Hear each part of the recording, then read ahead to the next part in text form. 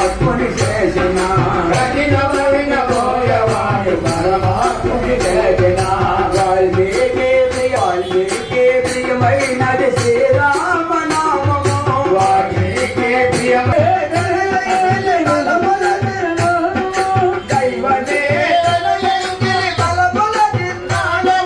దైవమే